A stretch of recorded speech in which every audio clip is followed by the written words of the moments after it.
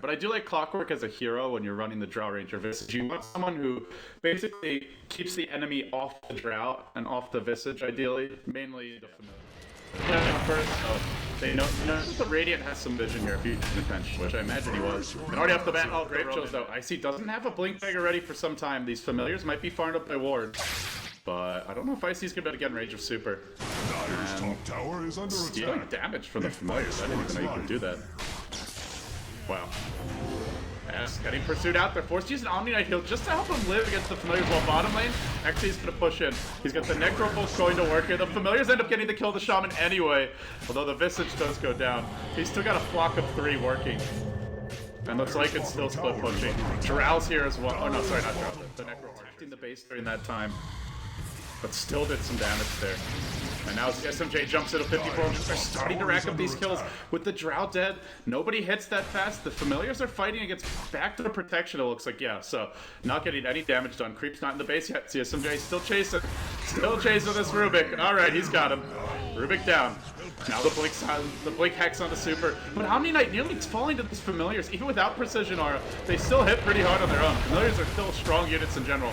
And now super will probably be killed off here. Surrounded with just extra mobility to deal with the backdooring shenanigans.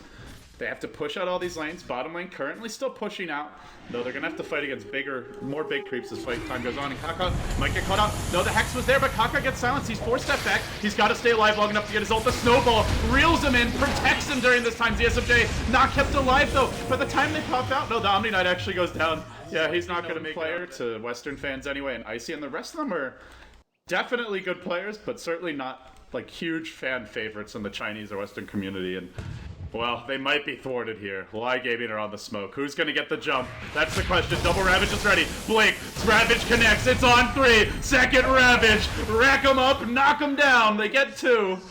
But they don't get the Lycan, and they don't get the Drow. Well, they look for the Lycan. Ice Shards. He jukes around them. Somehow found his way around the tree line. Still ends up going down. They just pound him into submission. State is welcome top lane. He's got a Ghost Scepter. He doesn't have any Ravages for 100 seconds, so dying here is not really the biggest deal. As long as they don't see a Ravage, which they did. But they'll use the Omni Knight ult to keep him alive. Snowball. Pretty Hall tries to turn this one. They'll get the first kill in XTT, but if they lose 2, it's not going to be worth it. And with XDD standing and delivering and a BKB ready on him, they'll have to either just TP out or sacrifice their lives. Yeah, they're going to lose Pretty Hawks as well on the Visage. Actually, probably has had it for some time. But yeah, with that, the minus armor of buildings, the brawl right-click potential, this is going to be a tough defense for HGT. They'll repel Icy, but now he's supposed to Ghost Step to retreat out. LaiGaming, you just want to focus on buildings here. Don't worry about those hero kills, but they want both. Let's see if they get it. Yeah, SMJ's done for it. Without this Omni ult, they've got no hope of holding on. Wards were dropped in a very awkward position.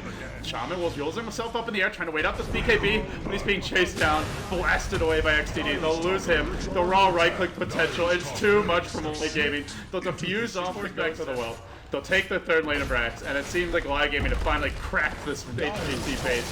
Full throttle. Ravage number 1. But Familiar Stuns interrupt the combo. Then the silence comes through. He goes for the Ravage 2. He can't get it off. He got pushed around by the cogs. They don't even get that. They're denied even the satisfaction of the double Ravage, and now it's all over. LaiGaming will take the throne. This will be a LaiGaming win. They thwart HGT on the road to 6-1. Their second loss in as many games. They started 5-0, they end 5-2. They're still on track for probable playoff berth, having beaten most of the teams that they're likely to compete with us for those spots. But LaiGaming do it.